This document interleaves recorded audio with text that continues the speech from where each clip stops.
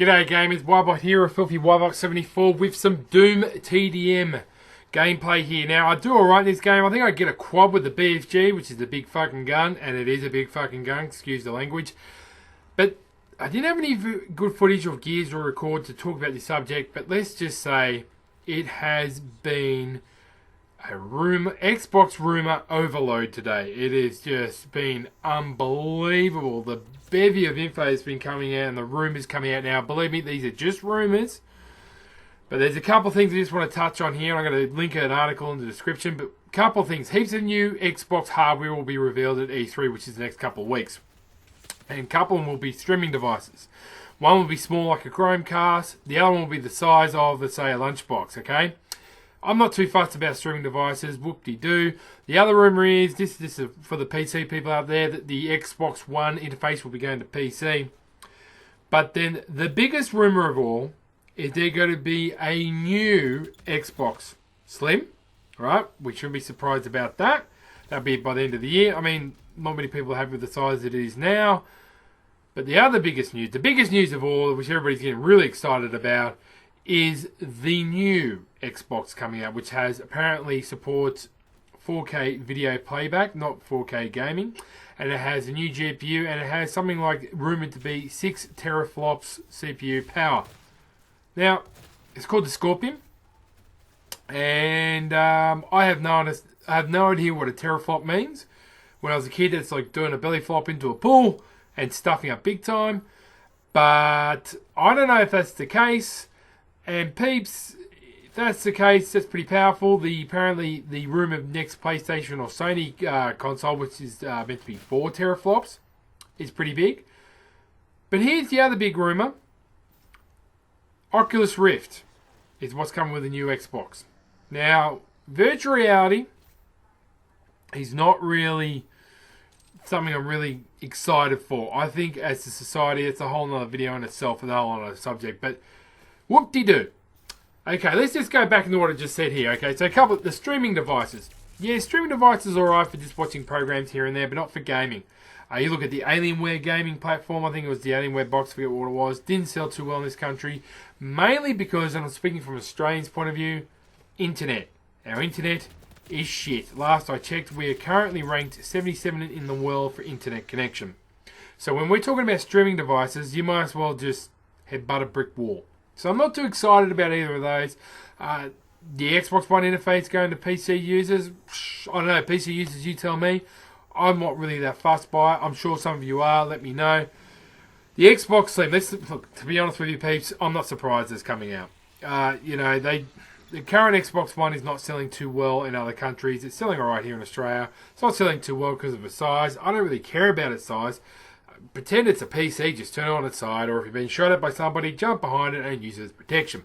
But the Slim's coming. I don't know if it's true or not. If it is, well, it's very expensive, but Microsoft's got money to burn, and people tend to forget that. As for the new Xbox coming out, now look, this whole 4K thing and all kind of stuff like that, I'm a little bit confused by it. I'm not really up with the whole savvy and the 4K stuff, but it's just like when there was HDD and when Blu-ray came out, you know. Don't we already have a 4K hard like HDMI with the Xbox One? Don't we? And if it's not going to play video games, well, what's the point?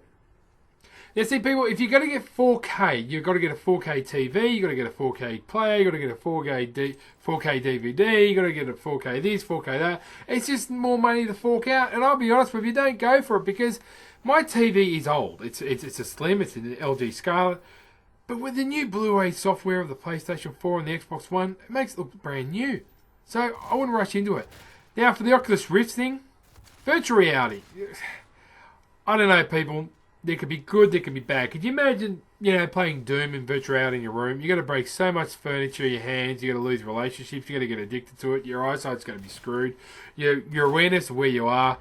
These are things I'm not looking forward to in virtual reality. It's a whole other video in itself, but. Let me just talk to you about rumours. I'm going to link the article in the description too. I'm going to try and do that. I think I can. I've got to get it from a game zone it's called. Anyway, these are just rumours.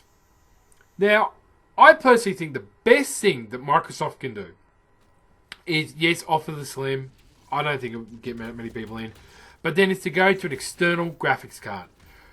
It hasn't worked well with MSI in the past or Asus, but apparently, and I have seen it here and there, is the Razer Core and the new Alienware, I forget the name of the Alienware one, but they're external graphics cards which you have for your laptops. Now, they don't have the same bandwidth translation or power as a desktop, but we're looking at about like 50 to 60% difference sometimes. But just think about it.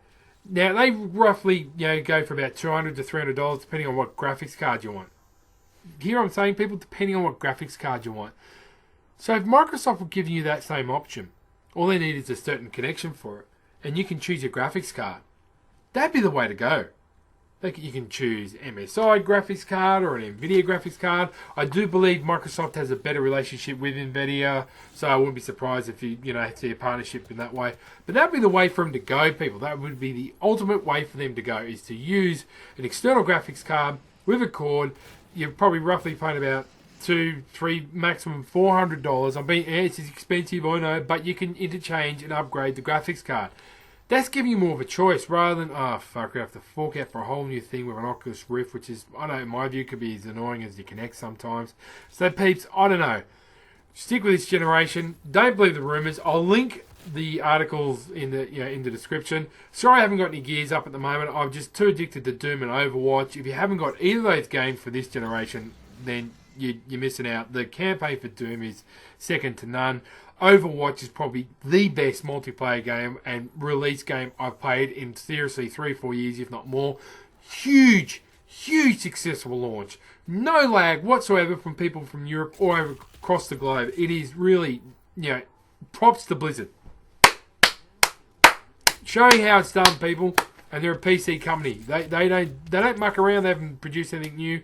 I mean, I haven't even had to buy a season pass, people. Haven't even had to buy a season pass. And I can tell you, more people will be playing games like that. So when you hear rumours of these new games coming here and there and teraflops and all that bourgeois, nah, man. Just stick to the consoles we've got. Make them better what they are. I think we're getting a little bit too advanced for ourselves. It might work in America, but it doesn't work here in Australia. Our connection's not the best. Now, I don't know how many kills I get in this game, but I thought I'd get that. It wasn't a quad, it was a triple, and I blew myself up. But hey, the BFG is a lot of fun. So frag and tag. Tell me what you think, people. Leave a comment in the comment section down below. If you liked the video, please drop a like. I'm on Facebook. Over the weekend, there will be no gears to get teabagged by this bloke, but there will be an interview with a special guest and somebody I know quite well, which is the person to follow for Australian standards and as a reliable source when it comes to E3 and gaming news. So look out for that over the weekend. Frag and tag. Be good to those that own you. I will try and link the article in the description, and I'll catch you mofos and teabaggers later.